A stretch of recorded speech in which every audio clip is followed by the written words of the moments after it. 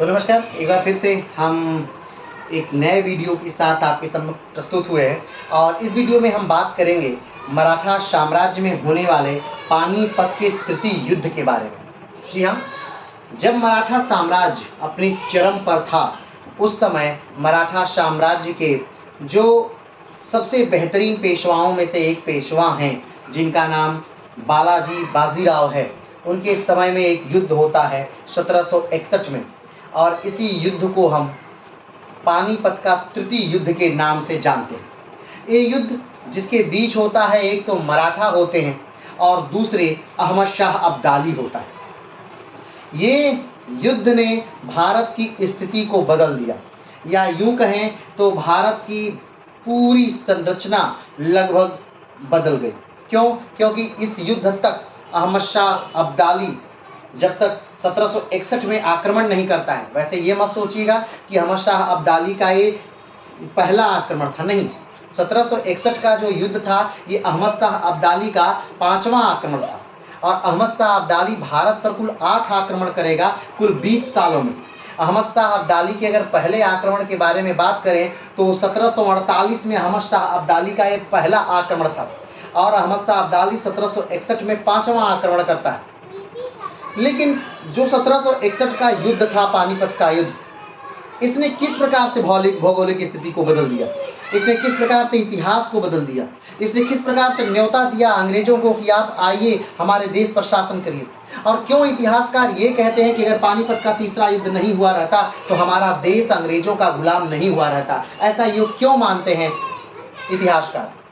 तो इन सारी बातों का बखूबी अध्ययन, बखूबी जिक्र हम इस वीडियो में करने वाले हैं। और आज ये पानीपत का तीसरा वीडियो है, इससे पहले 2 और वीडियो पानीपत के आ चुके हैं और मराठा साम्राज्य में तो हम लोग चल ही रहे हैं।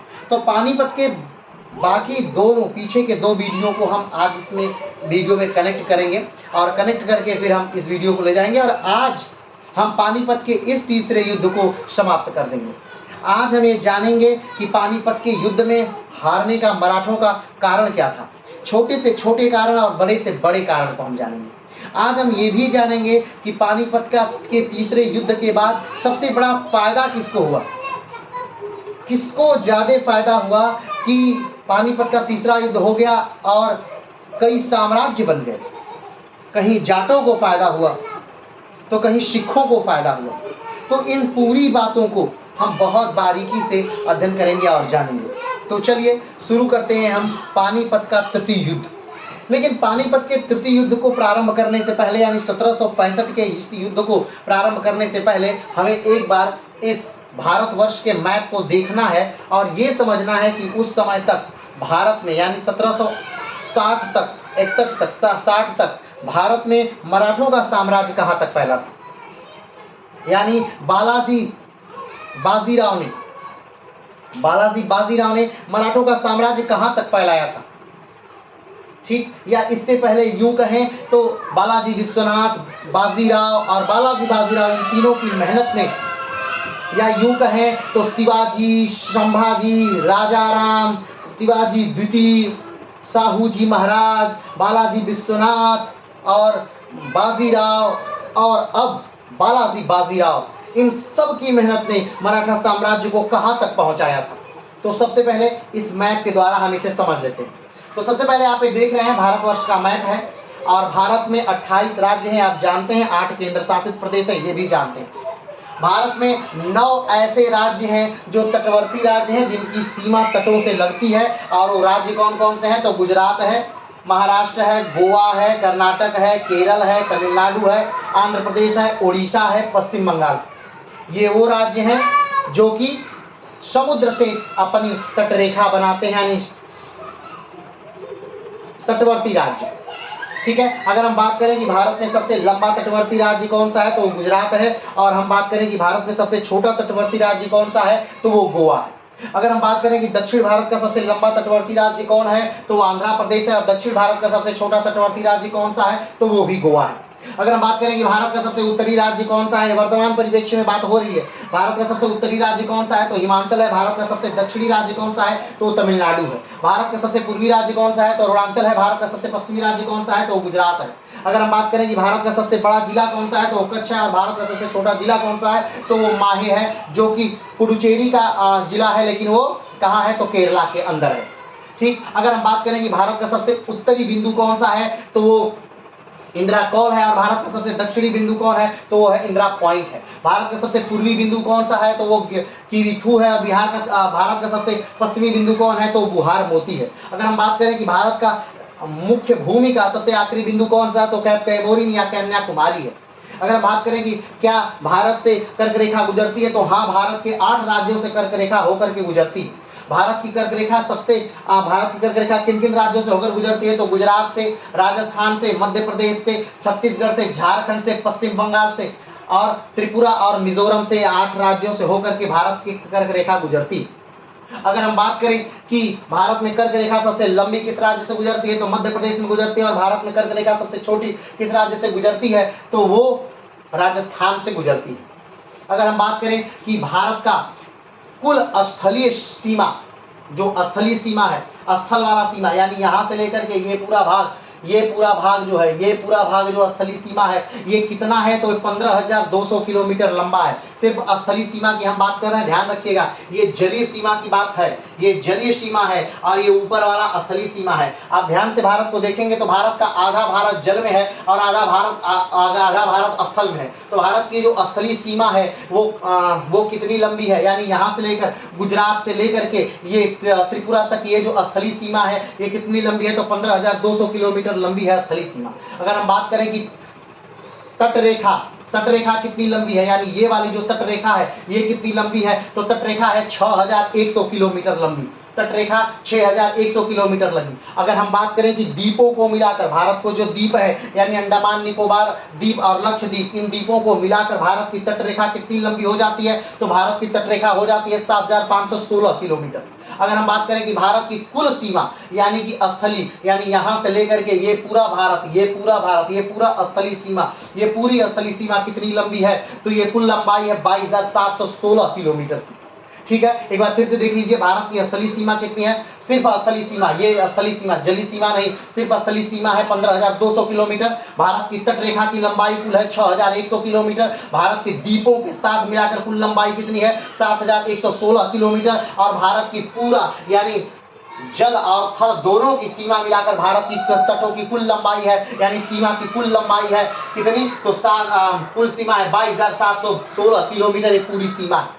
अगर हम बात करें कि ऐसे कितने देश हैं जो भारत से सीमा बनाते हैं तो 7 ऐसे देश हैं जो भारत से सीमा बनाते हैं। अगर हम बात करें कि सबसे लंबी सीमा भारत किस देश के साथ बनाता है तो सबसे लंबी सीमा भारत बांग्लादेश के साथ बनाता है 4,096 किलोमीटर। अगर हम बात करें सबसे छोटी सीमा किस देश के साथ बनाता है तो सबसे छोटी सीमा वो बांग्लादेश के साथ अफगानिस्तान के साथ बनाता है लगभग 106 से 109 किलोमीटर। ठीक है, तो ये बातें हो गई ऐसे। अभी जो तट है भारत के, यानी 9 राज्य हैं भारत में, तटवर्ती राज्य 9 है, उन 9 राज्यों के तटों का अलग अलग नाम है। उन नामों को एक बार समझ लीजिए। तो जो ये गुजरात का भाग है तो ये जो कच्छ वाला, गुजरात के भाग को 2 भागों में बांट दिया गया, ये कच्छ वाला भाग है और ये जो है काठियावाड़ वाला भाग है। तो ये जो है कच्छ की खाड़ी है और ये जो है ये खंभात की खाड़ी है, और ये पूरा जो सागर है ये अरब सागर है। ठीक है, ये पूरा जो सागर है बंगाल की खाड़ी है, और ये जो पूरा समुद्र है ये हिंद महासागर है, यानी भारत हिंद महासागर का एक देश है। ठीक है, तो अभी ध्यान दीजिए कि जो गुजरात का ऊपर वाला भाग है इसको कहते हैं कच्छ प्रायद्वीपीय तट, और जो ये वाला भाग है इसे कहते हैं काठियावाड़ प्रायद्वीपीय तट, गुजरात के तटों का नाम है। उसके बाद अगर हम नीचे आए तो यहाँ पर जो ये महाराष्ट्र और गोवा वाला तट है इसे कोंकण तट कहते हैं। उसके बाद जो कर्नाटक का तट है इसे कन्नड़ तट कहते हैं। जो तमिलनाडु का तट है इसे मालाबार तट कहते हैं, सॉरी केरल का तट है मालाबार तट कहते हैं। जो ये तमिलनाडु का तट है इसे कोरोमंडल तट कहते हैं। आंध्र प्रदेश के तट को उत्तरी सरकार तट कहते हैं, और उड़ीसा के तट को उत्कल तट कहते हैं। राष्ट्रगान में उत्कल शब्द आता है, ध्यान दीजिएगा। ये जो पश्चिम बंगाल का तट है इसे बेंगी तट कहते हैं, ध्यान दीजिएगा। जो ये बांग्लादेश और त्रिपुरा के ये बीच में जो ये लाइन है जो बॉर्डर बनाती है इसी को जीरो लाइन के नाम से हम जानते हैं। कमेंट बॉक्स में बताइएगा कि मैकमोहन लाइन किसे कहते हैं, और रेड क्लिफ लाइन किसे कहते हैं, कमेंट बॉक्स में आप कमेंट करके बताइएगा। चलिए, तो ये पूरा भारत है हमारा, लेकिन उस समय का भारत और आज के भारत में अंतर है। उस समय जो बंगाल कहा जाता था, ये तो आज का वर्तमान का बांग्लादेश, आज का पश्चिम बंगाल, आज का बिहार, आज का झारखंड, आज का उड़ीसा, ये और आसाम के कुछ भाग मिला करके ये पूरा भाग बंगाल कहलाता था। ठीक है, आज बंगाल यानी बांग्लादेश अलग हो गया है, वो अलग विषय है। ठीक है, अभी जो उस समय की बात हुई थी जब भारत पर मराठों का राज साम्राज्य था, तो कहा जाता था अफगानिस्तान के अटक से लेकर उड़ीसा के कटक तक का मराठों का कब्जा था। तो अभी आप जो मेरे साथ ये पूरा मैप देख रहे हैं, तो ये जो पूरा एरिया है, ये पूरा एरिया जो आपके सामने बना हुआ है, जिस पर लाइनें खींची हुई हैं, ये पूरा एरिया मराठों के कब्जे का एरिया है। ये हैदराबाद वाला एरिया नहीं है, ध्यान दीजिएगा। बस कौन कौन सा एरिया नहीं है ये समझ लीजिए। ये पूरा जो हैदराबाद का एरिया है, ये मराठों के कब्जे में नहीं है। यहाँ पर ये जो भाग है, यहाँ से, ठीक है, इधर वाला भाग, ठीक है, ये पूरा भाग जो है मराठों के कब्जे में नहीं है। ये अवध का भाग मराठों के कब्जे में नहीं है, बंगाल का भाग मराठों के कब्जे में नहीं है। और ऊपर ये अफगानिस्तान से लेकर के ये राजपूताना, पाकिस्तान, ये मध्य प्रदेश, ये पूरा भाग जो है ये मराठों के कब्जे में है। ये 1761 का मैप है, ध्यान दीजिएगा। जब शिवाजी की मृत्यु होती है 1680 में, उस समय का जो मराठों का क्षेत्र था वो मात्र इतना था। ठीक है, वो मात्र इतना था।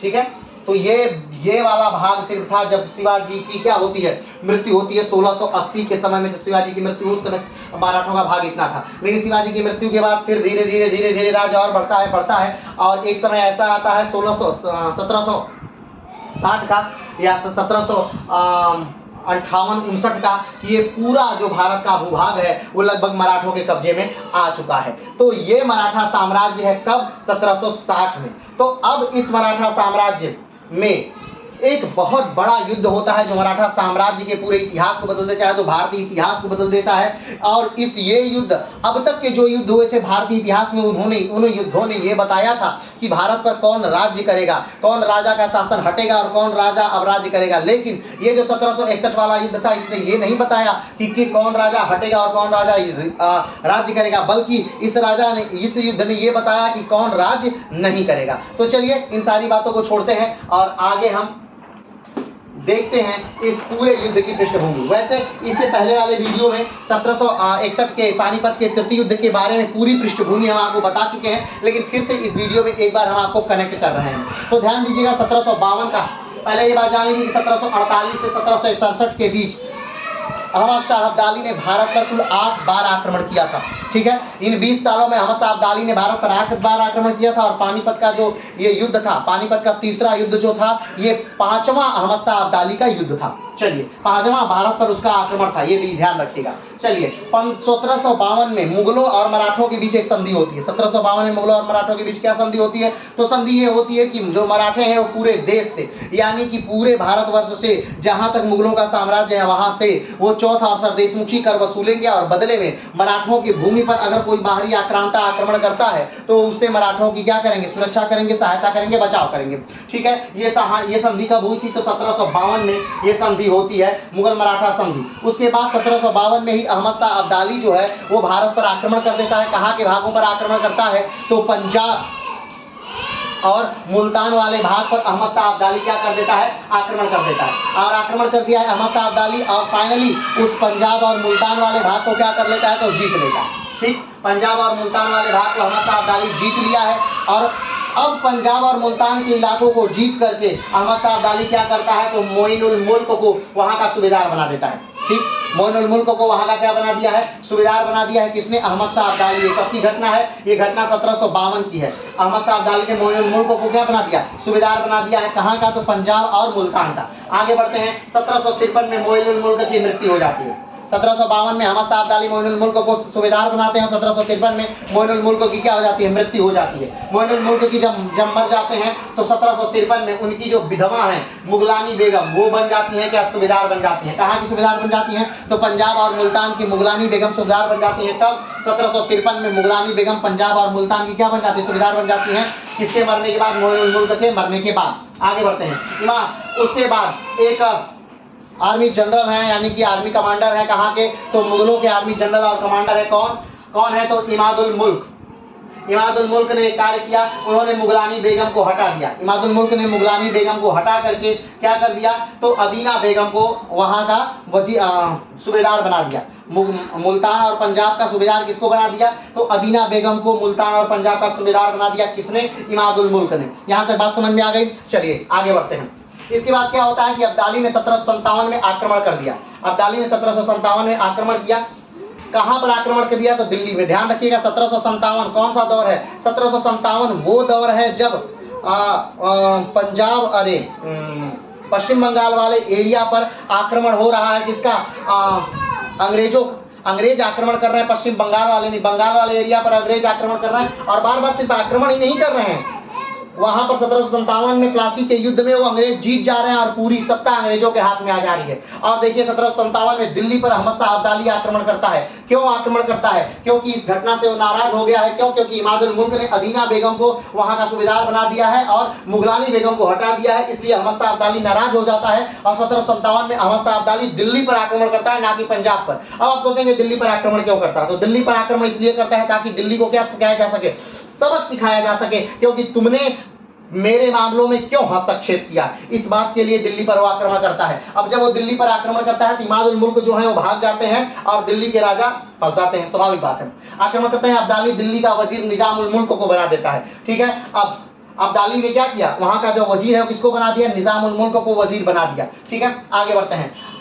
अदीना बेगम को अब्दाली हटा देता है। अदीना बेगम कौन, अदीना बेगम वही है जिसको इमादुल मुल्क ने बनाया था सूबेदार। तो अदीना बेगम को हटा दिया और अदीना बेगम के जगह अपने बेटे को, जिसका नाम तैमूर है, उसको पंजाब और मुल्तान का क्या बना दिया, सूबेदार बना दिया। अदीना बेगम को क्या कर दिया, हटा दिया। अब्दाली अपने पुत्र तैमूर को पंजाब और मुल्तान का क्या बना देता है, सूबेदार बना देता है। क्लियर है, आगे बढ़ते हैं। 1757 में मराठे आक्रमण कर दिल्ली को आजाद कराते हैं। अब ध्यान दीजिएगा 1752 में हमने आपको बताया था 1752 में मुगल मराठा संधि हुई थी, जिस संधि के अंतर्गत अगर कोई बाहरी व्यक्ति मुगलों पर आक्रमण करता है तो आप मराठों का कर्तव्य है कि मराठे जाकर के मुगलों को बचाएंगे। तो उसी को बचाने के लिए जब अब दिल्ली कैद हो चुकी है, 1757 में दिल्ली कैद हो गई है, तो 1758 में अब आक्रमण कर देते हैं कौन, मराठे। और मराठों का नेतृत्व कौन करते हैं, तो रघुनाथ राव मराठों का नेतृत्व करते हैं। शमशेर बहादुर उनकी सेना में होते हैं। शमशेर बहादुर कौन, मस्तानी के बेटे शमशेर बहादुर उनकी सेना में है। चलिए आगे बढ़ते हैं। तो अब्दाली अपने पुत्र तैमूर को पंजाब का सूबेदार घोषित कर देता है, लेकिन 1757 में मराठे क्या करते हैं, दिल्ली पर आक्रमण करते हैं, दिल्ली को आजाद करा लेते हैं। पंजाब पर आक्रमण करते हैं, पंजाब को आजाद करा लेते हैं। मुल्तान पर आक्रमण करते हैं, मुल्तान को आजाद करा लेते हैं। और तैमूर जो है, ठीक है, तैमूर भाग जाते हैं। तैमूर कौन, अहमद शाह अब्दाली का बेटा तैमूर भाग जाता है। ठीक है, चलिए आगे बढ़ते हैं। मराठे दिल्ली और पंजाब को क्या कर लेते हैं, जीत लेते हैं। मराठों ने निजामुल मुल्क को हटाकर अहमद खान बंगस को मीर बख्शी बना दिया। जिसको बनाया था अहमद शाह अब्दाली ने, किसको, निजामुल मुल्क को। ठीक है, तो निजामुल मुल्क को हटा दिया मराठों ने और मीर अहमद खान बंगस को क्या बना दिया, मीर बख्शी बना दिया। चलिए आगे बढ़ते हैं। 1760 में गुस्साए अब्दाली ने फिर आक्रमण किया। अब ध्यान दीजिए, अब यहां से, अब ध्यान दीजिए, ये पूरी घटना जो थी ये सिर्फ पृष्ठभूमि थी। अहमद शाह अब्दाली ने 1752 में आक्रमण किया। उस आक्रमण का प्रतिरोध मुगलों ने किया कि जब अहमद शाह अब्दाली बना करके सूबेदार चला गया तो मुगलों ने उस सूबेदार को हटा दिया। अब इस गुस्सा के कारण अहमद शाह अब्दाली ने फिर दिल्ली पर आक्रमण किया, दिल्ली को जीता। दिल्ली को बचाने के लिए मराठों ने आक्रमण किया, मराठों ने फिर से दिल्ली को जीता। अब जब फिर से अहमद शाह अब्दाली हार गया है, उसके बेटे को भगा दिया गया है पंजाब और मुल्तान से, तो उसका बदला लेने के लिए फिर से अहमद शाह अब्दाली 1760 में क्या करता है, अफगानिस्तान से कूच कर देता है भारत पर आक्रमण करने के लिए। तो ये जो घटना है, अभी ये जो आक्रमण है, ये 5वां आक्रमण है और ये जो घटना है यही पानीपत का तृतीय युद्ध है। तो चलिए 1760 में गुस्साए अब्दाली ने फिर से क्या किया, आक्रमण किया। अब्दाली आक्रमण को रोकने के लिए सदाशिवराव भाऊ को भेजा जाता है। अब सदाशिवराव भाऊ, अहमद शाह अब्दाली को क्या करना है, रोकना है। और अहमद शाह अब्दाली को रोकने के लिए मराठों में बातें होती हैं कि कौन आखिर में अहमद शाह अब्दाली के युद्ध को रोकेगा, अहमद शाह अब्दाली से कौन टक्कर लेगा। तो सब जानते हैं कि रघुनाथ राव अहमद शाह अब्दाली से टक्कर लेने जाएंगे, लेकिन रघुनाथ राव मना कर देते हैं। कारण क्या होता है, हो सकता है कुछ पैसे और सैनिकों का बहस हो, या फिर कुछ आंतरिक मामला था। अलग अलग इतिहासकार अपने अलग अलग ओपिनियन रखते हैं। ठीक है, तो अब अहमद शाह अब्दाली को रोकने के लिए अब कौन जाएगा, तो सदाशिवराव भाऊ का चयन होता है।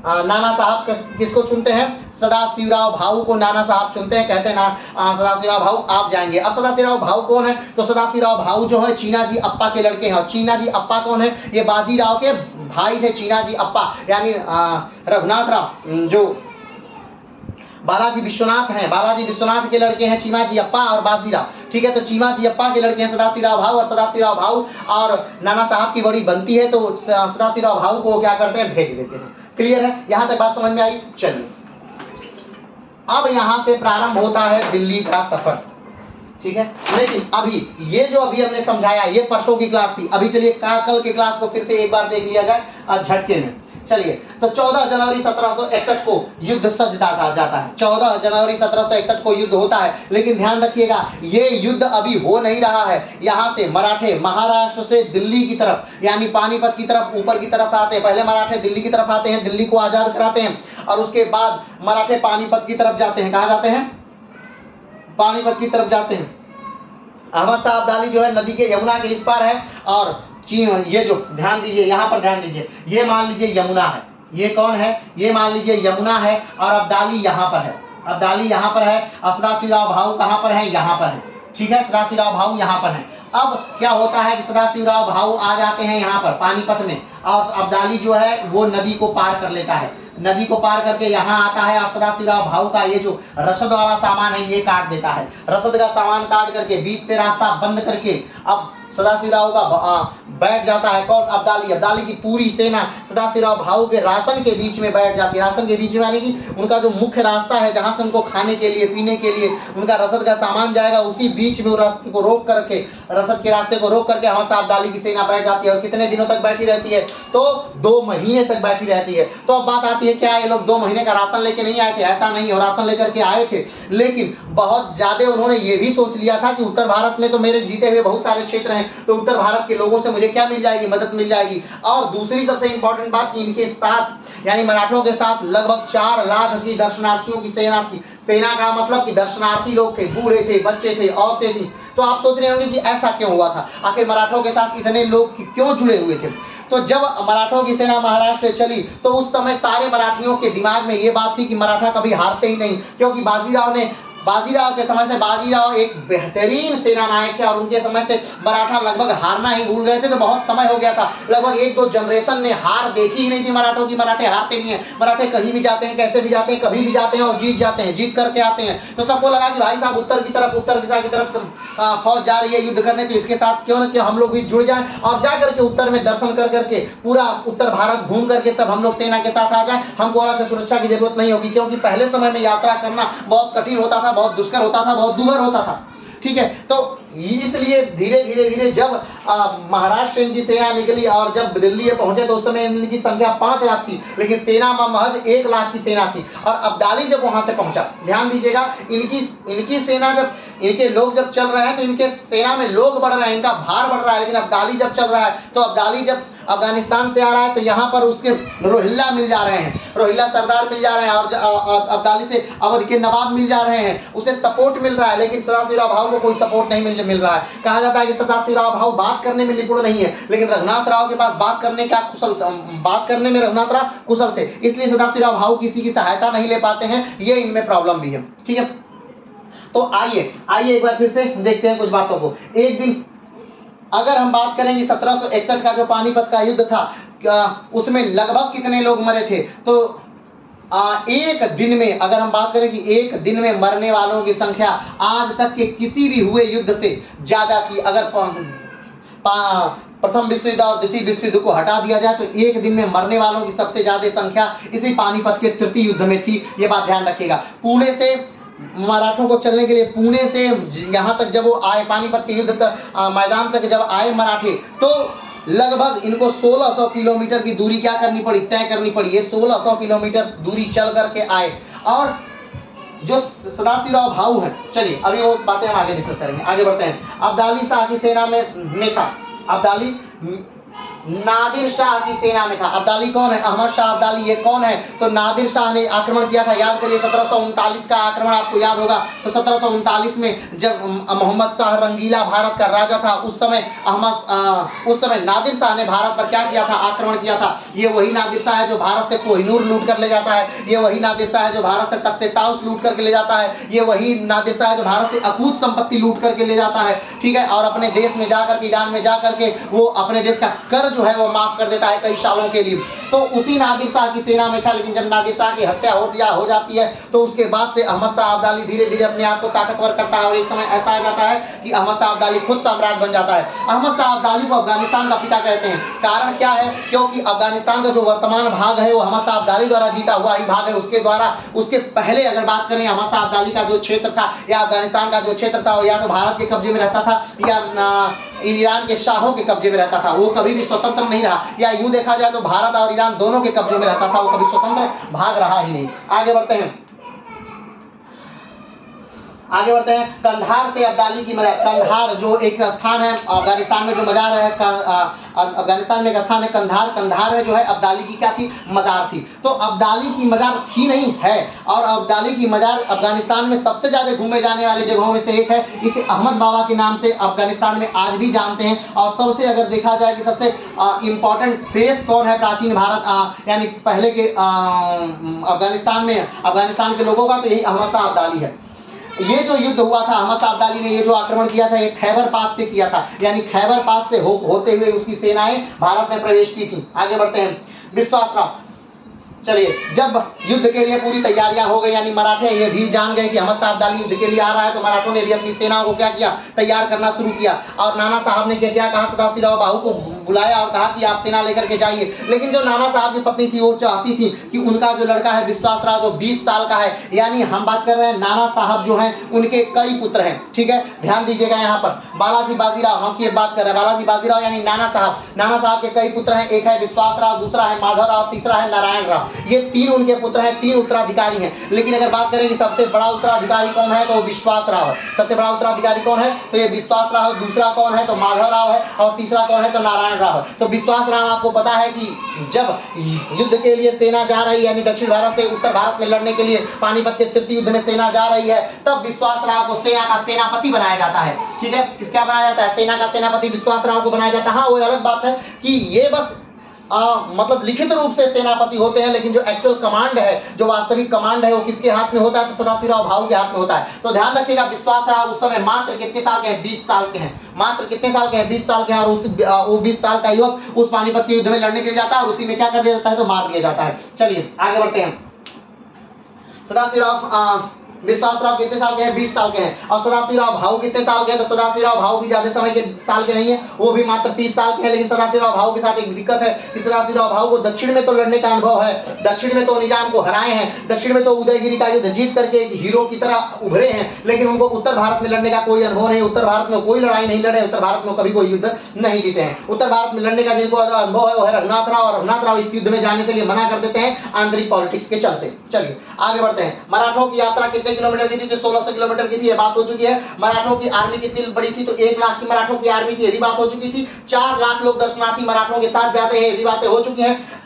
यदुनाथ सरकार कहते हैं, यदुनाथ सरकार क्या कहते हैं? यदुनाथ सरकार एक इतिहासकार है जो कहते हैं कि महाराष्ट्र का ऐसा कोई भी घर नहीं है जहां पर कि कोई भी ऐसा घर नहीं है जहां पर कि कोई मरा ना हो, यानी महाराष्ट्र के हर एक घर में कोई ना कोई एक व्यक्ति एक मरा है। आगे बढ़ते हैं। 2 महीने जब अहमद शाह अब्दाली और सदाशिवराव भाऊ दोनों की सेनाएं आमने सामने बैठी हैं, तो लगभग 2 महीने तक आमने सामने बैठी रहती हैं। क्या कारण ये है कि सदाशिवराव भाऊ युद्ध का प्रारंभ नहीं करना चाहते, वो चाहते कि मेरी रसद का मार्ग खुल जाता, मुझे कहीं से सहायता मिल जाती, रसद खाने पीने का सहायता मिल जाती, उसके बाद ये युद्ध दूसरे ढंग से लड़ा जाता। लेकिन अहमद शाह अब्दाली उनके रसद के मार्ग को रोक करके बैठा है। वो जानता है कि अगर रसद रोक दिया जाए तो कुछ महीने बाद सेना खुद ही कमजोर हो जाएगी, वो आक्रमण नहीं करेगी और उसे मारना बहुत आसान हो जाएगा। आगे बढ़ते हैं। मल्हार राव होलकर वो नाम है जो पानीपत के युद्ध से क्या करते हैं? तो भाग जाते हैं। पानीपत के तृतीय युद्ध से भागने वाला मराठा जो है वो कौन है? मल्हार राव होलकर। चलिए आगे बढ़ते हैं। इब्राहिम खान गर्दी कौन है? तो इब्राहिम खान गर्दी है कि जो मराठों की तरफ से तोपों का प्रयोग करता है, जो मराठों की तरफ से तोप चलाता है। किसके लिए? मराठों के लिए। और किसके खिलाफ? तो अहमद शाह अब्दाली के खिलाफ, मराठों के खिलाफ तोप चलाता है, मराठों के साथ तोप चलाता है, वो कौन है? इब्राहिम खान गर्दी है। तो ध्यान दीजिएगा कि मराठों की सेना में ऐसा कदापि मत समझिए कि मराठों की सेना में सिर्फ मराठी हैं, मराठों की सेना में मुसलमान भी हैं, मराठों की सेना में ईरानी भी हैं, मराठों की सेना में और भी कई धर्म के लोग जुड़े हैं। ठीक है, तो यहाँ धर्म का विवाद एकदम नहीं है। यहाँ पर जो युद्ध है वो राज्य का युद्ध है, वो पैसे का युद्ध है, वो धन का युद्ध है, वो वैभव का युद्ध है, वो अपने साम्राज्य को बढ़ाने का युद्ध है, वो अपने आप को चमकाने का युद्ध है। चलिए आगे बढ़ते हैं। युद्ध का प्रत्यक्षदर्शी। अगर हम बात करें कि इस युद्ध का क्या कोई ऐसा भी व्यक्ति है जो इस युद्ध को प्रत्यक्ष रूप से देखा है, सामने से देखा, तो हाँ, काशीराम पंडित।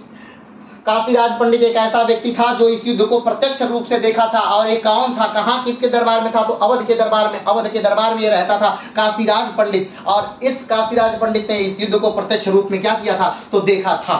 ठीक है, तो चलिए, अभी तक हमने इन दोनों बातों को, यानी कि अभी तक की पानीपत के दोनों क्लासों को इस क्लास से हमने क्या कर दिया है, जोड़ दिया है। अब शुरू करते हैं आज की क्लास को। हाँ, अंतिम बात जो बची है उसे भी जान लीजिए। मराठों की तरफ से कौन कौन से सेनापति थे, कौन कौन से लोग हैं जो मराठों की तरफ से लड़े थे, तो जान लीजिए। एक तो आपने जान लिया कि मल्हारराव होलकर थे। तो मल्हारराव होलकर एक डरपोक या कायर व्यक्ति कह लीजिए जो युद्ध के मैदान से छोड़ करके भाग जाते हैं, या जो भी कहिए, छोड़ दीजिए, उन्हें इतिहासकारों में छोड़ दीजिए, आप कुछ मत कीजिए। आगे बढ़ते हैं। मराठों की तरफ से लड़ने वाले विश्वासराव थे, सदाशिवराव भाऊ थे, जसवंतराव थे, तुकोजी सिंधिया थे, जनकोजी सिंधिया थे, मस्तानी का लड़का शमशेर बहादुर था। तो ये सारे वो योद्धा हैं जो लड़ करके क्या हो जाते हैं, मर जाते हैं।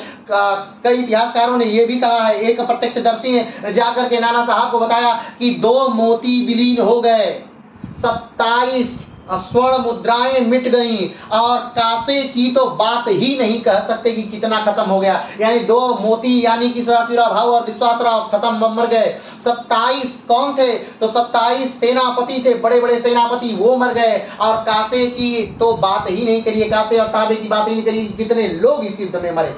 चलिए आगे बढ़ते हैं। तो अब बात करें कि अब्दाली के साथ कौन कौन मिला था। तो अब्दाली के साथ भारत में मिलने वाले जो लोग थे, पहले तो रोहिल्ला थे। रोहिल्ला कौन है, रोहिल्ला क्या होता है, तो मुगलों के समय में भारत में देहरादून के इलाके में जो लोग आकर के बसे, और बसे ही नहीं, बसते रहे, समय समय पर बसते रहे, वही जो जाति थी, उन्हीं को क्या कहा जाता है, रोहिल्ला कहा जाता है। और उस समय के यानी 1761 के समय में रोहिल्लों का जो सरदार था वो नजीब-उद-दौला था। और दूसरा था अवध। अवध के नवाब उस समय कौन थे, 1761 में तो शुजा-उद-दौला थे अवध के नवाब। तो एक तरफ अहमद शाह अब्दाली की सेना, दूसरी तरफ अवध के नवाब शुजा-उद-दौला की सेना, और तीसरी तरफ रोहिल्ला सरदार नजीब-उद-दौला की सेना। ये सारी सेनाएं मिलकर के काफी ताकतवर भी हो गई थी, और मराठों की सेना से काफी ज्यादा भी हो गई थी। इसलिए भी मराठों को हारने का एक और कारण बन जाता है। चलिए, तो ये बातें रही अभी तक की, यानी इससे पहले तक की जो हो चुकी हैं। ठीक है, आज की क्लास अब से हम लोग क्या करते हैं, शुरू करते हैं। तो आप जानते हैं कि पानीपत का तृतीय युद्ध कब होता है, तो 1761 में होता है। किसके किसके बीच होता है, तो अहमद शाह अब्दाली और मराठों के बीच होता है। किस तारीख को होता है, तो 14 जनवरी को होता है। पानीपत का तृतीय युद्ध इसे क्यों कहते हैं, पानीपत का तृतीय युद्ध इसलिए क्योंकि क्या कहते हैं, क्योंकि पानीपत में इससे पहले भी 2 लड़ाइयां लड़ी जा चुकी है। पानीपत की प्रथम लड़ाई और पानीपत की द्वितीय लड़ाई। पानीपत की प्रथम लड़ाई 1526 में हुई थी, पानीपत की द्वितीय लड़ाई 1556 में हुई थी। पानीपत की पहली लड़ाई जो प्रथम 1526 में हुई थी, वो बाबर और इब्राहिम लोदी के बीच हुई थी। इब्राहिम लोदी यानी कि लोदी वंश का आखिरी शासक था, और इसके बाद जो भारत था उसमें मुगल वंश की नींव पड़ गई। और पानीपत की द्वितीय लड़ाई जो थी वो 1556 में हुई थी, वो अकबर और हेमचंद्र विक्रमादित्य के मध्य हुई थी। और इसमें भी अहमद शाह, इसमें भी अकबर जीत जाते हैं और हेमचंद्र विक्रमादित्य को मार दिया जाता है, और भारत ने फिर से एक बार सुचारू रूप से मुगल वंश चलने लगता है। और पानीपत का जो तीसरा युद्ध है वो 1761 में 14 जनवरी के दिन लड़ी जाती है। चलिए तो शुरू करते हैं। मराठा जनरल 14 जनवरी, तब अब दोनों सेनाएं आमने सामने बैठी हैं। मराठा जो है ऊपर की तरफ है, अब्दाली जो है नीचे की तरफ है। ठीक, अब्दाली ने मराठाओं का रसद सामग्री यानी मराठाओं तक जो पहुंचने वाला राशन है वो रोक दिया है, ताकि मराठाओं को भोजन ही न मिल सके। 2 महीने तक किसी तरह संघर्ष करने के बाद जब मराठों को भोजन नहीं मिलता है, तब मराठा सेनापति सदाशिवराव भाऊ के पास आते हैं और कहते हैं कि सदाशिवराव भाऊ जी, चाहे तो आप हमें लड़के मरने दीजिए, शहीद कहलाने दीजिए, हमें वीरगति प्राप्त होने दीजिए, और या फिर तो हमें ऐसे ही भूख से तड़प कर मरने दीजिए। पहले एक बड़ी प्राचीन लाइनें भी थी कि 16 साल कुकुर जिए, 12 साल कुकुर जिए, 16 जिए सियार, 18 साल छत्री जिए, बाकी जीवन को धिक्कार। तो इन लाइनों को लेकर भी लोग युद्ध लड़ा करते थे। तो उन्होंने कहा कि चाहे तो हमें युद्ध लड़के मर जाने दीजिए, और चाहे तो हमें भूख से मर जाने दीजिए।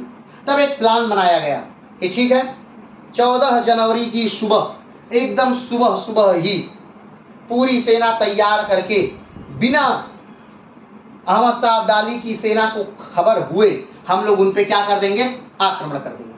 और हुआ भी वही। 14 जनवरी को एकदम सुबह मॉर्निंग में ही सदाशिवराव भाऊ की सेना यानी मराठों की सेना अहमद शाह अब्दाली की सेना पर टूट पड़ती है। ठीक है, प्लान बन चुका है। तो मराठा जनरल 14 जनवरी यानी मकर संक्रांति का दिन निर्धारित करते हैं। आक्रमण का 14 जनवरी की सुबह आक्रमण होता है। कब होता है आक्रमण? 14 जनवरी की सुबह होता है, जिसका अनुमान अब्दाली की सेना को नहीं रहता है।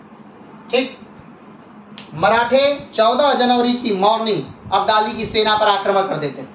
अब अब्दाली की सेना नहीं जानती है कि आज आक्रमण हो ही जाएगा। क्यों? क्योंकि पिछले 2 महीने से सब लोग एक जगह टेंट लगा करके बैठे हुए हैं।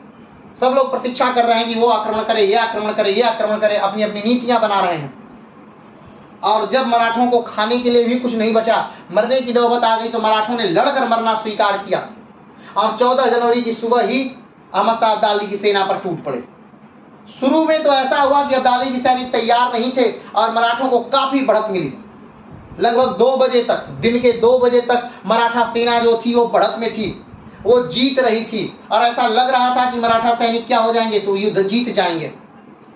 ठीक, लेकिन ऐसा नहीं होता है। 2 बजे दिन के बाद मराठा सेना धीरे धीरे कमजोर पड़ने लगती है। क्या होने लगती है? कमजोर पड़ने लगती है। अगर बात करें कि इसका कारण क्या है, मराठा सैनिकों के कमजोर पड़ने का कारण क्या है, तो कारण यह है कि अहमद शाह अब्दाली के पास बेहतरीन किस्म के हथियार हैं, छोटे हथियार हैं, छोटी तोपें हैं जो ऊंटों के पीठों पर बांधी गई हैं और उसे चलाया जा रहा है, जो मूवेबल है, जो इधर से मारते हुए जा रहा है, उधर से मारते हुए जा रहा है, जो बहुत बेहतरीन ढंग से चल रही है। युद्ध का जो फंक्शन है बहुत अच्छे से सोचा गया है और बेहतरीन हथियार उसे और ज्यादा निखार दे रहे हैं। चलिए आगे बढ़ते हैं। पानीपत के तृतीय लड़ाई का एक घटना ने रुख बदल दिया। अब वैसे तो पानीपत के तृतीय युद्ध में मराठों के हारने के अनगिनत कारण थे, बहुत सारे कारण थे, लेकिन बात होती है कि एक तत्कालिक कारण, ऐसा कारण जो उस समय घटित हुआ हो, तत्कालिक कारण, त्वरित कारण क्या था हारने का? तो तत्कालिक कारण मराठों के हारने का यह था कि हमने बताया था बालाजी बाजीराव के जो सबसे बड़े पुत्र हैं 20 वर्ष के कुमार, ठीक, विश्वासराव सेनापति हैं और उनकी गारंटी, उनके प्राण की गारंटी सदाशिवराव भाऊ ने लिया है, तभी नाना साहब ने उनको युद्ध में भेजा है। तो वो अपने हाथी पे नहीं दिख रहे हैं। नाना साहब ने उनको हाथी बैठाया है कि आप अपने हाथी पर बैठे रहिए, आपको कुछ करने की जरूरत नहीं है। अब सदाशिवराव भाऊ ने विश्वासराव को देखा तो देखा वो उनके हाथी का जो हौदा है वो खाली है, उसमें वो नहीं बैठे हैं। अब सदाशिवराव इस बात से घबरा जाते हैं, वो तुरंत अपने हाथी से उतर जाते हैं और हाथी से उतर कर उनको खोजने लगते हैं। अब जब वो उनको खोजने लगते हैं तब मराठा सैनिकों का ध्यान जाता है सदाशिवराव भाऊ के हाथी पर, तो हाथी का हौदा खाली। मराठा सैनिक सोचते हैं कि सदाशिवराव भाऊ ऐसा ना हो कि मार दिए गए हों, मर गए हों। तो पहले ध्यान रखिएगा, पहले की जितनी लड़ाइयां होती थी वो राजा केंद्रित होती थी, यानी हमें लीड कौन कर रहा है, तो हमें लीड फला व्यक्ति कर रहा है, तो वो व्यक्ति जीवित है या नहीं। अगर वो व्यक्ति जीवित है तब तो ठीक है, हम लड़ेंगे, लेकिन अगर वो व्यक्ति ही जीवित नहीं है तो मनोबल टूट जाता था, सैनिक भागने लगते थे, हड़कंप मच जाता था। तो जब सदाशिवराव भाऊ को उनके हाथी में नहीं देखा गया तो जो सैनिक हैं वो घबरा गए और मराठा सैनिकों में हड़कंप मच गया। ठीक है, तो सबसे बड़ा जो तत्कालिक कारण था यही था कि सदाशिवराव भाऊ विश्वासराव को उनकी हाथी पे न देखकर अपनी हाथी से उतर जाते हैं और सदाशिवराव भाऊ को उनकी हाथी पर न देखकर मराठा सैनिक घबरा जाते हैं और उनमें, उनके सैनिकों में अफरा तफरी मच जाती है। ठीक है, आगे बढ़ते हैं। तो पानीपत के तृतीय लड़ाई का एक घटना ने रुख बदल दिया। घटना यह थी कि विश्वासराव सदाशिवराव भाऊ को दिखाई नहीं देते हैं। उनको खोजने के लिए भाऊ अपने हाथी से नीचे उतरते हैं और उनकी हाथी खाली देखकर सैनिकों को लगता है कि भाऊ की मृत्यु हो गई, जिससे मराठी सेना में अफरा तफरी मचने लगती है और यह घर का और यह हार का एक कारण बनता है। ठीक है, तो यह भी एक कारण है हार का। ठीक, आगे बढ़ते हैं। अगला पॉइंट क्या कर रहा है, लेकिन अगर सैनिक तुलना की जाए तो अब्दाली के हथियार मराठों के आधुनिक थे और उन पर तोपों का लादा गया था जो गतिशील थे। ठीक, अगर हम बात करें कि मराठों और अब्दाली के दोनों के हथियारों में अगर हम तुलना करें कि किसके हथियार ज़्यादा आधुनिक हैं, तो मराठों और अब्दाली के हथियारों में अब्दाली के हथियार ज़्यादा आधुनिक हैं। अब्दाली के जो हथियार हैं वो छोटे हैं। जैसे मराठों की जो तोपें हैं वो बड़ी तोपें हैं, उसको एक जगह से दूसरी जगह ले जाने में समय लगता है, लोग लगते हैं, बल लगती है, शक्ति लगती है। लेकिन अब्दाली के जो हथियार हैं, जो तोपें वो छोटी हैं, और छोटी तोपों को जानवरों के ऊपर बांध दिया गया है, ऊंटों के ऊपर, कैमलों के ऊपर बांध दिया गया है, और एक आदमी भर रहा है, तोप चला रहा है और वो चलता जा रहा है। यानी कि सोचिए, तोप चल रही हो, लगातार चलते चलते मार रही हो, तो कितना भयावह दृश्य हो जाएगा वो। तो अब्दाली की सेना ज्यादा ट्रेन थी मराठों से, अब्दाली की सेना ज्यादा बड़ी थी मराठों से, अब्दाली की सेना में ज्यादा आधुनिक हथियार थे मराठों से। तो हार का यह भी एक बड़ा कारण था। दोनों की सैनिक तुलना अगर की जाए तो सैनिक ज्यादा भी हैं, प्रशिक्षित भी अच्छे हैं, और उनमें आधुनिक हथियार भी अच्छे हैं, तो स्वाभाविक बात है जीत कहां होगी। आगे बढ़ते हैं। इस युद्ध में 30 से 40 हजार अफगान सैनिक मारे जाते हैं। यानी कि सिर्फ एक दिन में, बस एक तरफ, अभी एक पक्ष की बात हो रही है, ध्यान रखिएगा, अभी दोनों पक्ष की हम बात नहीं कर रहे हैं।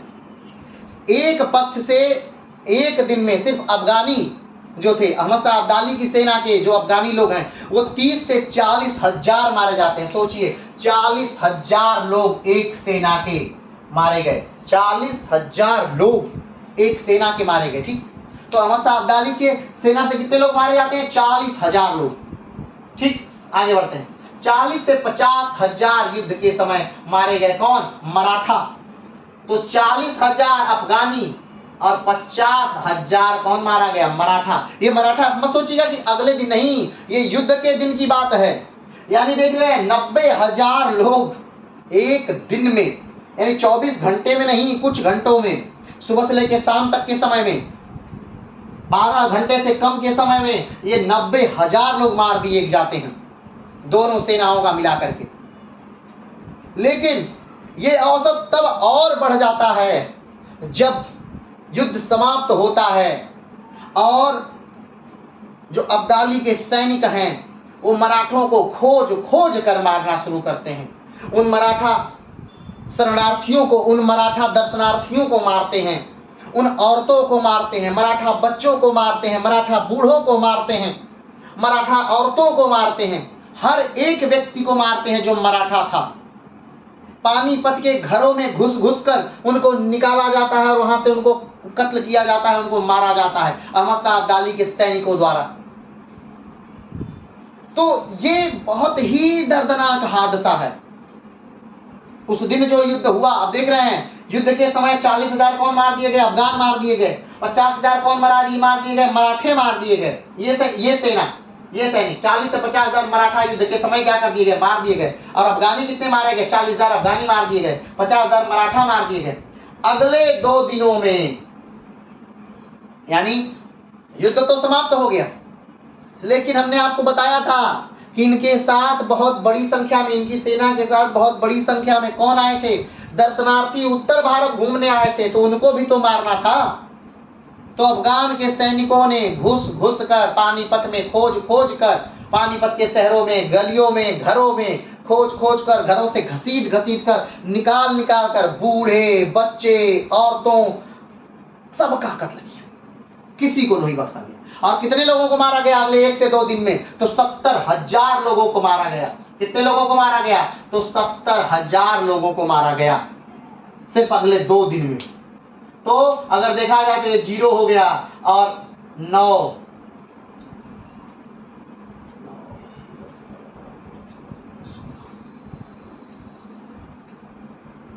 लगभग 1,60,000 लोग मारे। सोचिए, 1,60,000 लोग, कहां तक सही था? एक युद्ध में 1,60,000 लोगों का मरना। तो ये जो युद्ध था, ये अपने समय का बहुत ही भीषण युद्ध था। हमने पहले ही कहा था कि एक दिन में, इस युद्ध से पहले, इस युद्ध के बाद कभी एक दिन में इससे ज्यादा लोग नहीं मारे गए। हमारे गए हैं, लेकिन वो द्वितीय वर्ल्ड वार की बात है। और द्वितीय वर्ल्ड वार का मतलब समझ रहे हैं, आधुनिक हथियार, तोप नहीं, एटम बम, परमाणु बम, तलवारें नहीं, स्टीन गन, एलएमजी, एसएलआर, इससे मारे गए। वो घटना अलग थी। ये हेलीकॉप्टर का जमाना था, हवाई जहाज का जमाना था, तब इतने लोग मारे गए होंगे। लेकिन ये तो घोड़ों का जमाना था, पैदल सैनिकों का जमाना था, तोपों का जमाना था।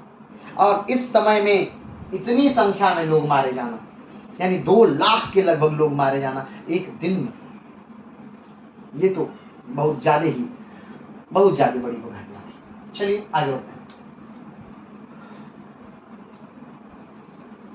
बहुत से मराठों ने आत्महत्या भी कर ली। अब जब कत्लेआम हो रहा है तो मरने की क्या कोई, जीने की क्या ही कोई उम्मीद करे। तो बहुत सारे मराठों ने क्या कर ली, आत्महत्या कर ली। बहुत से लोग मराठों को गुलाम बनाकर ले जाया गया। अब जैसे कि एक बात जनरली लोग कहा करते हैं कि पहले का जमाना बड़ा अच्छा था,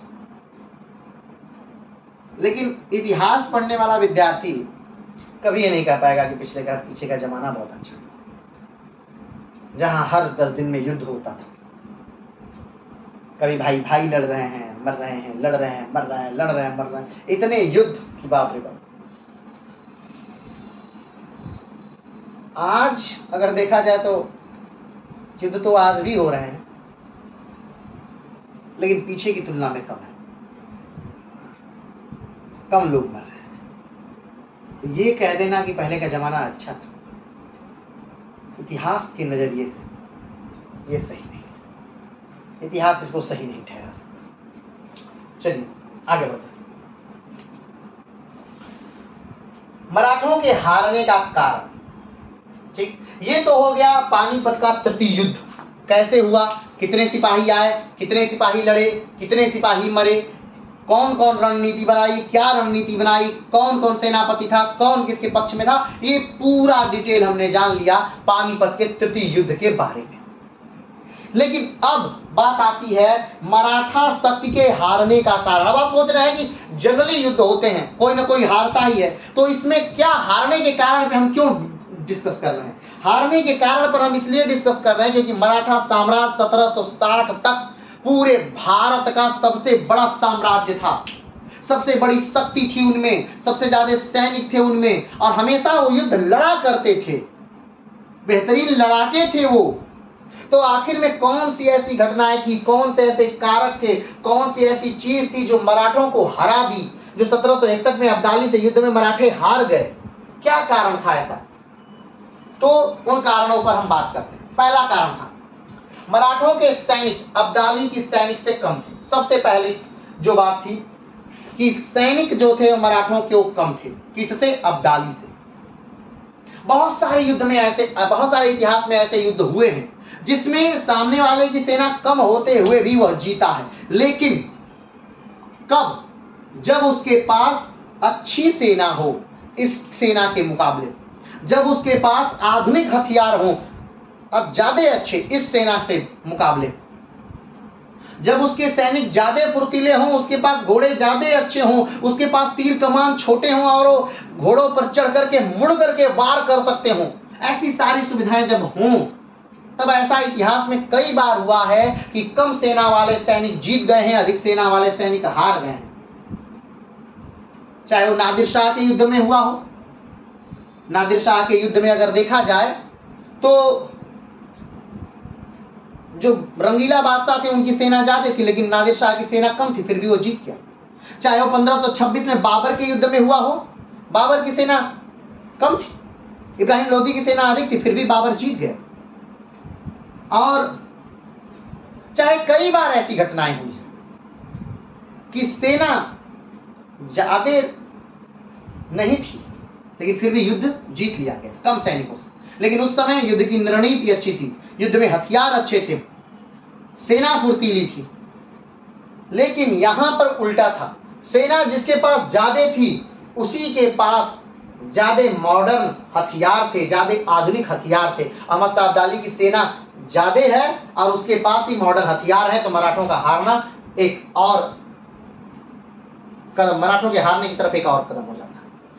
चलिए, तो ये पहला कारण था मराठों के हारने का। पहला कारण कि सैनिक जो थे मराठों के वो कम थे, अहमद शाह अब्दाली के सैनिक ज्यादा थे, ये पहली घटना। दूसरा, मराठों के साथ 4 लाख की संख्या में दर्शनार्थी थे, 4 लाख, और उसका खाना पीना रहना सुरक्षा वो सारा इंतजाम कौन करेगा?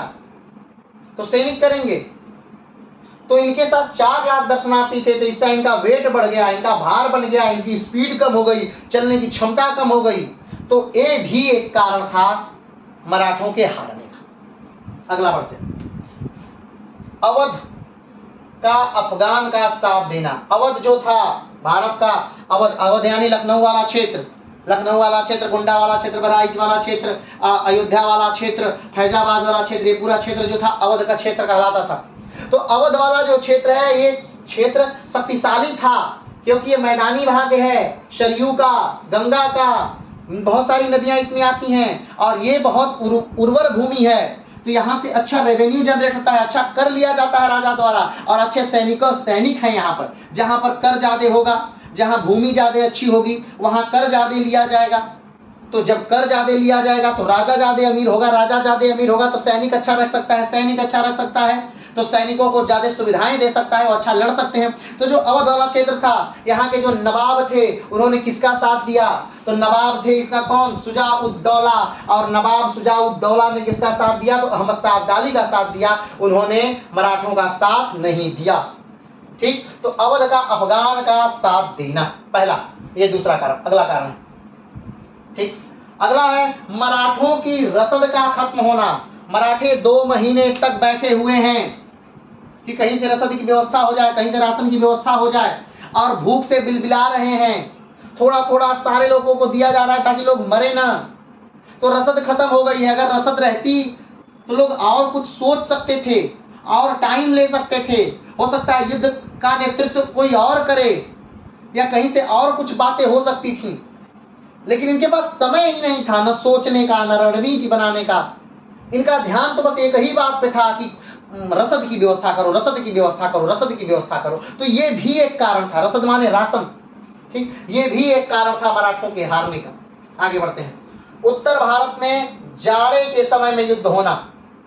महाराष्ट्र का जो समय है वो तटवर्ती, महाराष्ट्र जो है तटवर्ती राज्य है, और यहाँ पर जो तट है वहां पर ना ज्यादा गर्मी पड़ती है ना ज्यादा ठंडी पड़ती है।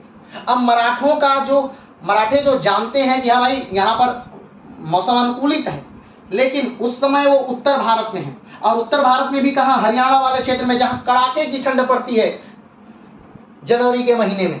तो 14 जनवरी के दिन सोचिए ये युद्ध लड़ रहे हैं, और इनको ठंड का अनुभव ही नहीं है कि ठंड होती कैसी है। तो सोचिए कितनी ज्यादा ठंड रही होगी, कैसे युद्ध लड़े होंगे। तो वो भी कहीं ना कहीं एक कारण तो बना होगा। तो वो भी एक कारण था कि इनको अनुमान नहीं था ठंड का, इनको अनुमान नहीं था मौसम का, वहां की ठंड के बारे का, इन सारी चीजों का भी अनुमान और अनुभव नहीं था। तो ये भी एक कारण था मराठों के हारने का।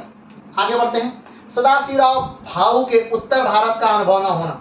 सदाशिवराव भाऊ एक योग्य व्यक्ति हैं, एक अच्छे लड़ाके हैं, एक अच्छे सेनापति हैं, लेकिन सदाशिवराव भाऊ को दक्षिण के युद्धों का ज्यादा अनुभव है। दक्षिण के युद्ध उत्तर के युद्ध पूरी तरह से अलग होते हैं।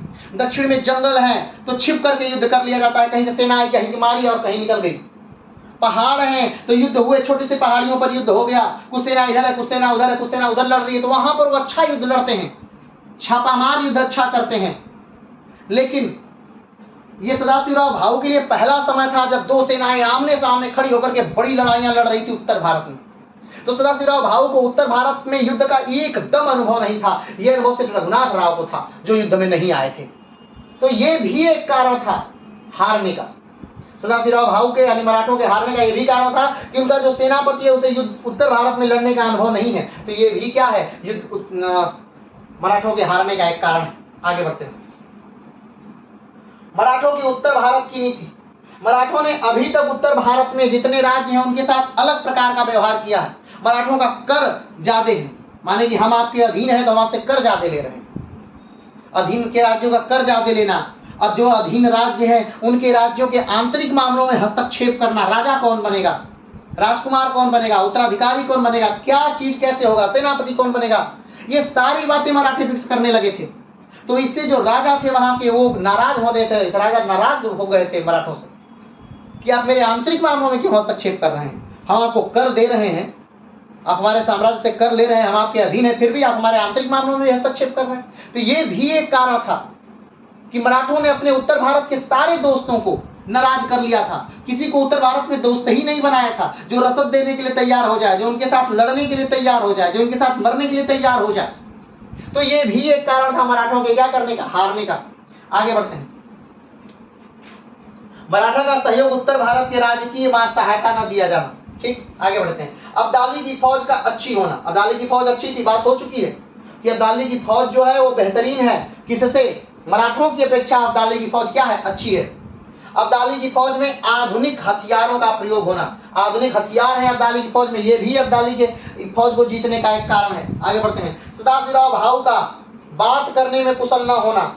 जैसे सूरजमल जाट से अगर अच्छा निगोशिएशन होता, अच्छी बात हुई होती सूरजमल जाट से, तो सूरजमल जाट सहयोग दे सकते थे सदाशिवराव भाऊ को, मराठों को। लेकिन अच्छी बात नहीं हुई, अच्छा निगोशिएशन नहीं हुआ सूरजमल जाट से, इसलिए सूरजमल जाट सहायता नहीं दिए। और वो सहायता कहीं न कहीं मराठों को चाहिए थी।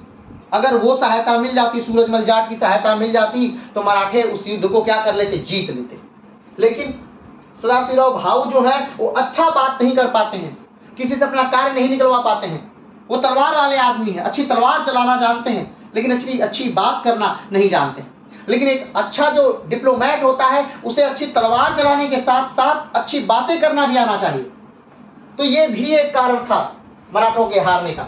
आगे बढ़ते हैं। युद्ध के मैदान में विश्वासराव का खो जाना। और तत्कालिक कारण जो हमने बात की थी कि जो तत्कालिक जो त्वरित कारण था कि युद्ध के मैदान में विश्वासराव कहाँ खो गए पता नहीं चला, और सदाशिवराव भाऊ उनको ढूंढने लगे, और बाकी सैनिक सदाशिवराव भाऊ को देख रहे हैं कि वो तो अपने हाथी पे है ही नहीं। तो अफरा तफरी मच जा रही है मराठों में, और फाइनली मराठे युद्ध हार जा रहे हैं। तो ये सारे कारण थे मराठों के हारने के, कि क्यों, क्या कारण था मराठों के हारने का, तो ये सारा कारण था मराठों के हारने का। चलिए आगे बढ़ते हैं। नोट है कि आरबी देसाई कहते हैं कि पानीपत का तृतीय युद्ध ने, ये बातें हम कई बार बताए हैं, यहाँ पर बस हम आरबी देसाई सर का नाम लेने के लिए बात कर रहे हैं कि आरबी देसाई एक इतिहासकार हैं जो कहते हैं, आरबी देसाई सर कहते हैं, आरबी देसाई कहते हैं कि पानीपत के तृतीय युद्ध में ये डिसाइड नहीं हुआ, ये पता नहीं चला कि भारत पर कौन शासन करेगा, बल्कि पानीपत के तृतीय युद्ध में यह पता चला कि भारत पर कौन शासन नहीं करेगा। क्योंकि हार करके मराठे नीचे आ गए, जीत करके भी अहमद शाह अब्दाली वापस लौट गया, और पूरा उत्तर भारत का उतना बड़ा क्षेत्र जो था वो खाली छूट गया, जो किसी के कब्जे में उस समय नहीं था। और यही कहीं न कहीं अंग्रेजों को आमंत्रित करता है कि आइए और भारत पर शासन करें। तो आरबी देसाई कहते हैं कि ये युद्ध ने ये नहीं तय किया कि शासन कौन करेगा, बल्कि पानीपत के तृतीय युद्ध ने ये तय किया कि शासन कौन नहीं करेगा।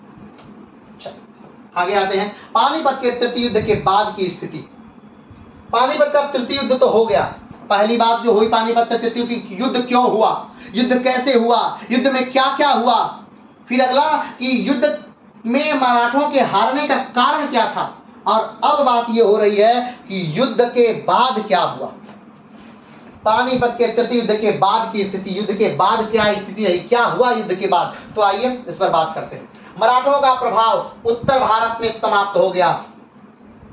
मराठों का प्रभाव हमने बताया था कि अफगानिस्तान तक था, अटक से लेकर के कटक उड़ीसा तक था, अफगानिस्तान से उड़ीसा तक लेकिन मराठों का प्रभाव जो उत्तर भारत का एरिया था वहां क्या हो गया, समाप्त हो गया, उत्तर भारत में समाप्त हो गया। पूरी तरह से मराठा साम्राज्य उत्तर भारत में पूरी तरह से नेस्तनाबूद हो गया, खत्म हो गया, पहला बात।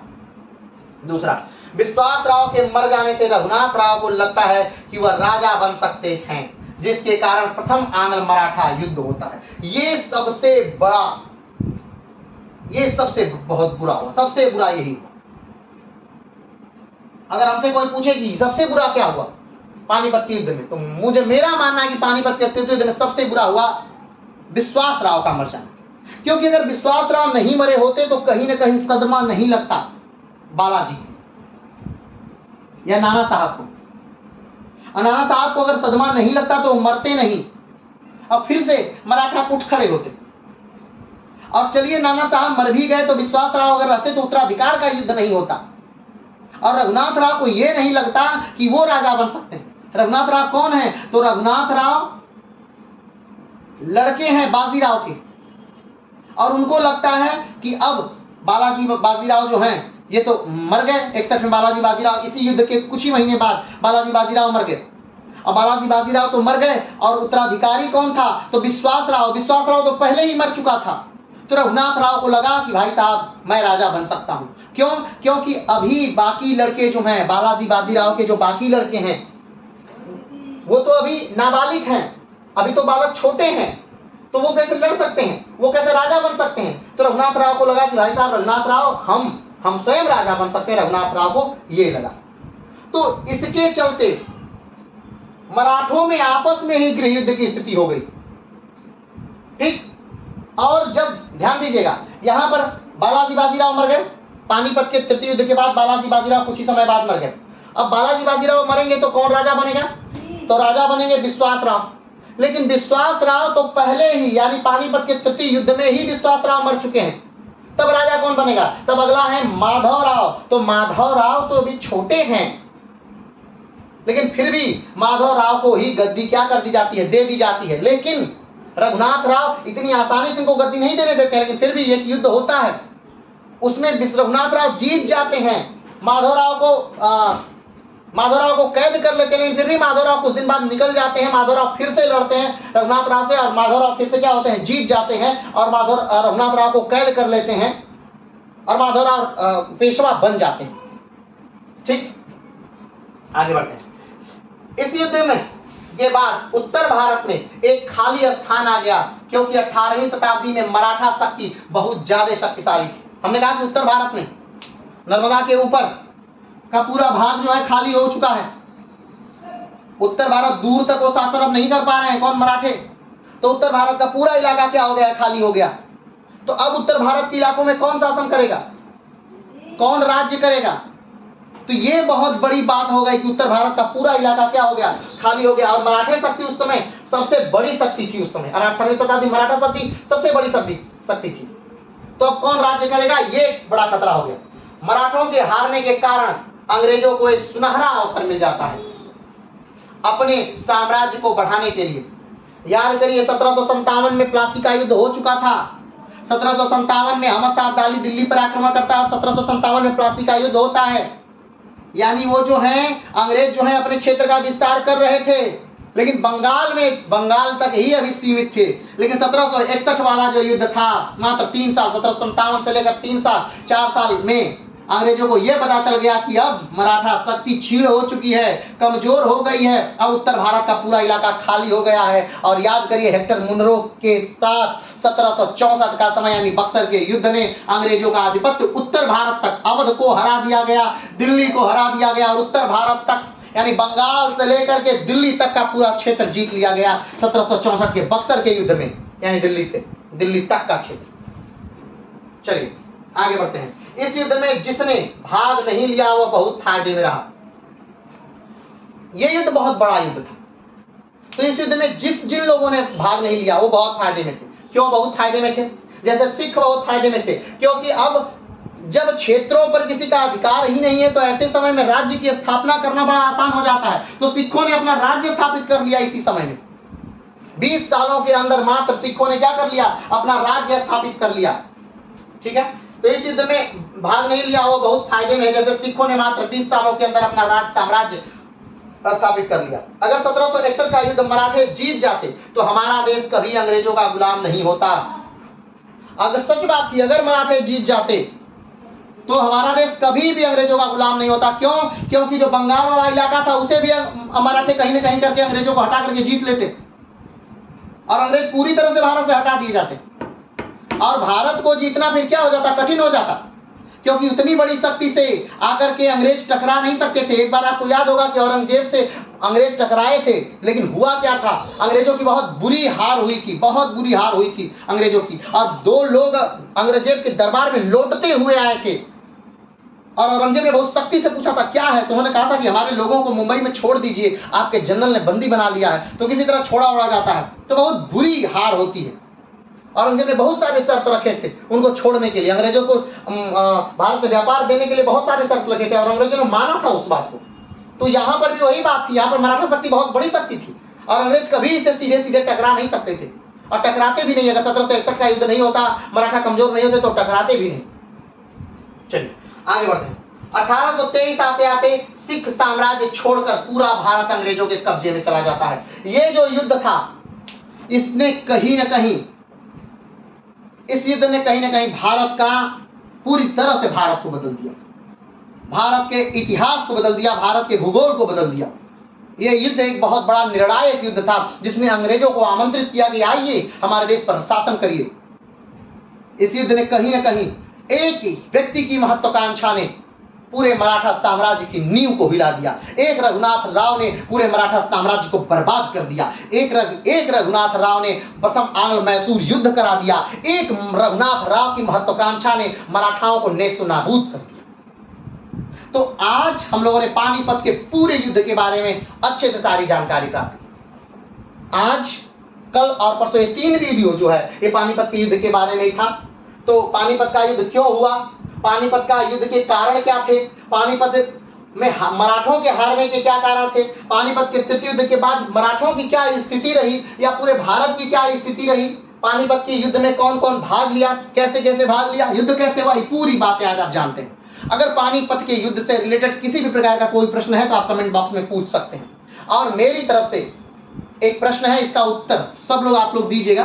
प्रश्न ये है कि जैसे अभी हमने पिछली क्लासों को जोड़कर इस क्लास को पूरा किया, तो क्या ये सही है पिछली क्लासों को जोड़ करके क्लास को करना, या फिर डेली का डेली हम आगे का ही पढ़ाते जाएं, पिछली क्लासों को जोड़ा ना करें, क्योंकि पिछली क्लास को जोड़ने में कहीं ना कहीं समय ज़्यादा लगता है।